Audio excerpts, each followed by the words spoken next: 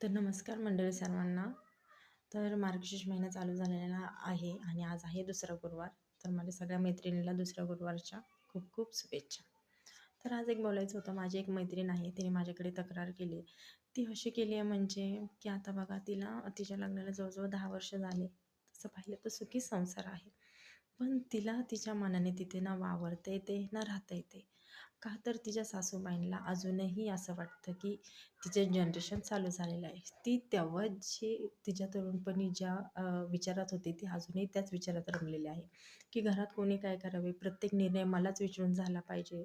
आज स्वयंपाकात काय बनायचं, एवढंच की सुनेने कोणते कपडे घालायचे, कोणते घालू नये, ते नातवांचं ॲडमिशन कोणत्या शाळेत व्हावं, हेही त्या सासूबाईच डिसाईड करतात. म्हणजे सासूबाई इथे काय करतात, की समोरच्यावर कंट्रोल करतात आहेत आणि आपलं वर्चस्व त्यांना कुठेही कमी करू द्यायचं नाही. पण त्यांनी लक्षात घ्यावं, की आता दुसरी पिढी चालू झालेली आहे. त्यांच्या आनंद